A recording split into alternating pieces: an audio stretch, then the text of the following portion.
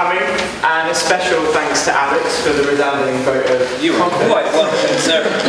Earlier. So, imagine tomorrow that you're cycling to work.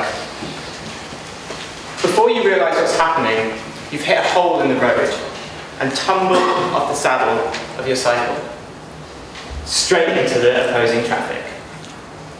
There's a deep gasp, a screech of brakes, and as you open your eyes, you see the wheels of a car a couple of inches away from your face.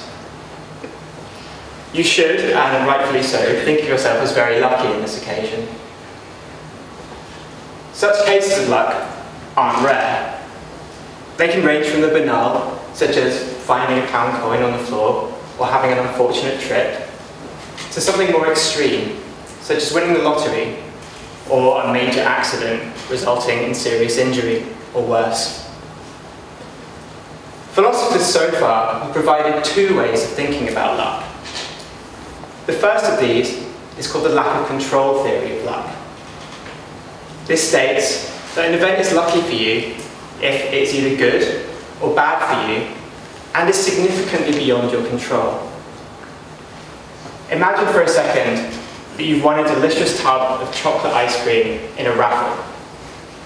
The lack of control theory of luck will say that this is beyond your control and, given that you like chocolate ice cream, which I expect you will do,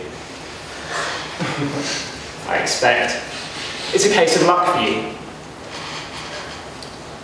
The other kind of luck that philosophers think about is to do with chance.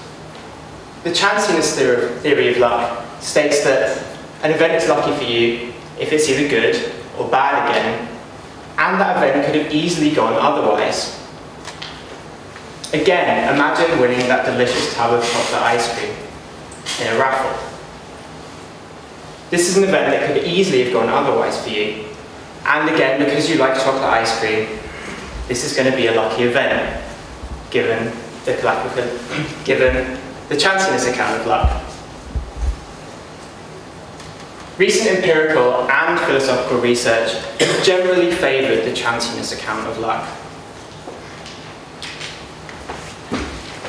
This is, for example, in certain experiments, subjects reported that when they were very close to winning a prize but didn't win it, they were subject to bad luck.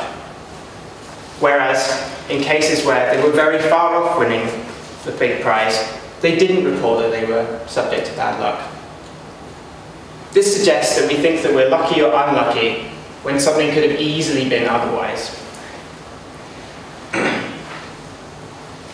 However, research into luck doesn't just concern luck in the abstract. How we think about luck has a significant influence on our behaviour.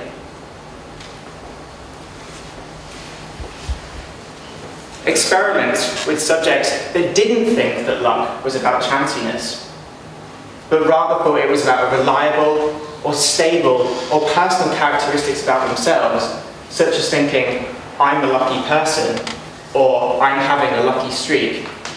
These subjects were far more likely to take risks after experiencing a good luck event.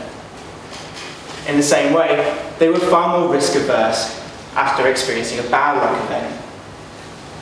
The idea here is that these subjects, during a good luck streak, were more likely to take risks, whereas if they thought they were in a bad luck streak, they were more risk averse. Conversely, and perhaps more strangely, is subjects that thought that luck was all about chance were more likely to be risk averse when they experienced cases of good luck.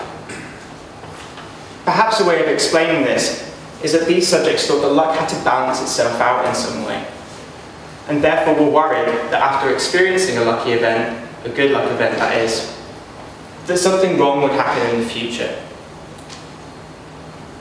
Both of these ways of thinking about luck are in error.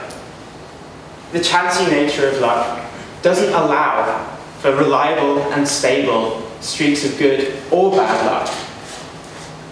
Nor does the chancy nature of luck mean that luck has to somehow balance itself out in some way. Basing our future decisions on previous experiences of luck is both a philosophical and psychological mistake.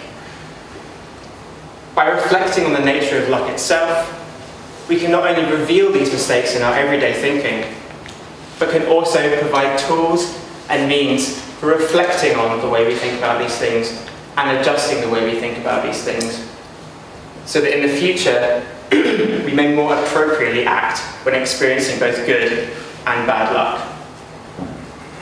If any of you have any questions about luck, I'd be happy to talk to you about it at the end, and thank you very much for listening to my talk.